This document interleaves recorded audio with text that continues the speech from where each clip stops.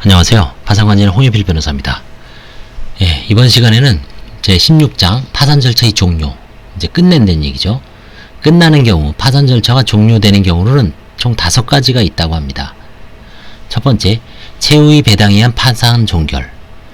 제가 다른 유튜브에서도 설명드렸지만 종결이라는 건 파산이 목적을 달성한 겁니다. 채무 배당까지 갔다는 거죠. 법 365조에 있습니다. 그 다음에 두 번째는 동시폐지. 법원이 파산재단으로서 파산 절차의 비용을 충당하기에 부족하다고 인정되어 파산 선고와 동시하는 파산 폐지를 동시폐지라고 합니다. 법 제317조입니다. 동시폐지는 전세계에서 유일하게 일본만 있고 이를 도입한 우리나라에만 있는 제도라고 합니다. 그 다음에 세 번째, 이시폐지. 파산 선고의 비용 부족으로 인한 파산 폐지. 법 제545조에 있습니다. 선고 후에 나중에 폐지하는 겁니다. 동시폐지하고는 차이점이 있죠. 이 같을 동 다를 시, 같은 시기에 선고하는 거를 선고와 동시에 하는 걸 동시폐지, 다를 이자죠. 다른 시기에 선고 후에 폐지하는 것을 이시폐지라고 합니다. 동의폐지, 네 번째, 파산 포기한 폐지라고 합니다. 법 제538조. 동의폐지도 개인 파산에서도 사례가 있습니다. 다섯 번째, 파산의 취소가 있습니다. 모두 당해 파산 절차에서 생긴 사유를 원인으로 당해 절차가 종료되는 경우인데, 이 중 1 내지 4는 장래에 향해서 효력을 소멸시키는데, 5는 파산 절차를 소급적으로 소멸시키는 것에서 차이가 있습니다.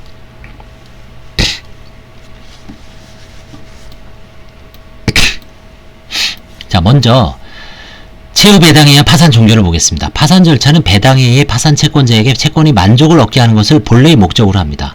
그러므로 파산 절차가 목적을 달성하여 종료하는 경우에 법원은 파산 종결 결정을 합니다. 즉, 채무 배당에 의한 파산 종결은 파산 절차가 목적 달성으로 종료되는 경우입니다. 요건 및 결정. 채무 배당 실시 후 계산 보고를 위한 채권자 집회가 종결되면 법원은 파산 종결 결정을 합니다. 법원은 파산 종결의 결정을 하고 그 주문 및 이후의 요지를 공고합니다. 530조에 의해서. 이 결정에 대해서는 불복 신청할 수가 없습니다. 13조. 다 끝나는 겁니다. 여기에 대해서는. 계산 보고를 위하여 소집한 채권자 집회에서는 파산관계인이 가치 없다고 인정하여 향가하지 않은 재산의 처분에 관한 결의를 하여야 합니다. 법 제529조. 법원은 파산 종결의 결정이 있는 때는 채신관서, 운송인, 그 밖의 자에 대하여 우편물, 전복, 그 밖의 우편물이 배달 촉탁을 취소하고 485조 제2항입니다. 채무자가 법인인 경우에는 법인에 대해 법인의 설립이나 목적인 사업에 관하여 행정처가 허가 있는 때는 파산 종결의 결정이 있음을 주무관청에 통지합니다. 314조 제2항.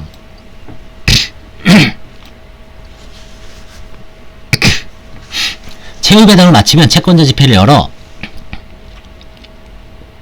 파산관계인 임무 종료를 위한 계산 보고를 하고, 이 집회에서 채권자의 이의가 없으면 법원은 파산 종결 결정을 합니다. 파산 종결의 효과는 종결 결정에 대한 공고의 효력이 발생했을 때 생깁니다.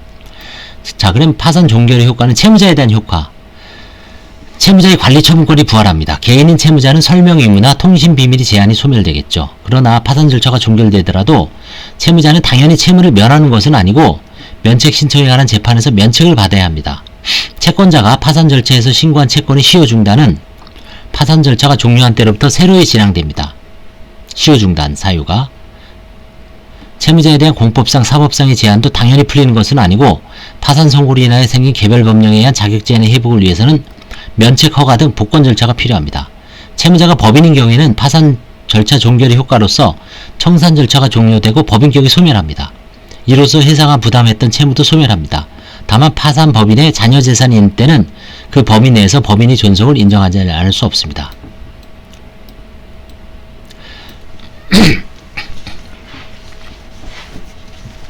자, 그 다음에 이제 파산 종결이 파산 채권자에 대해서는 어떤 효과가 있는가? 채무자에 대해 파산 선고가 되면 파산 채권자는 개별적인 권리 행사가 금지됩니다. 그러나 파산 절차 종결 결정에 의해 이 금지율은 소멸하기 때문에 파산 채권자는 채무자의 재산에 대해서 확정된 채권자표를 채무 명의로 하여 강제 집행을 할 수가 있습니다. 다만 파산 채권에 대해서 이의가 없어야 합니다. 즉, 파산 채권에 대한 이의가 없는 한 파산 채권자는 배당에 의해 만족을 받을 수 없었던 채권에 근거하여 채무자의 재산에 대해서 강제 집행을 할 수 있습니다. 그렇지만 채무자가 개인인 경우 면책 허가 신청이 있는 때는 면책 거부 재판이 확정될 때까지 파산 채권 행위가 강제 집행을 할 수 없고 이미 행해진 강제 집행 등은 중지되죠. 557조 제1항. 면책 결정이 있게 되면 권리 행사의 여지는 없게 되죠. 다만 법인인 경우에는 파산 종결 결정에 의해 법인격이 소멸하고 이로써 회사가 부담했던 채무도 소멸합니다. 그 결과 파산재단으로부터 완전한 변제를 받을 수 없었던 파산 채권자는 잔액의 채권을 상실하게 됩니다. 파산관제인에 대한 효과. 파산 종결 결정에 의하여 파산 절차가 종료된 때는 파산관제인 임무는 종료하고 파산관제인은 파산재단 소속 재산에 대한 관리처분권을 상실합니다. 단 파산관제인 임무가 종료한 경우라도 급박한 사정이 있는 때는 필요한 처분을 해야 합니다. 366조.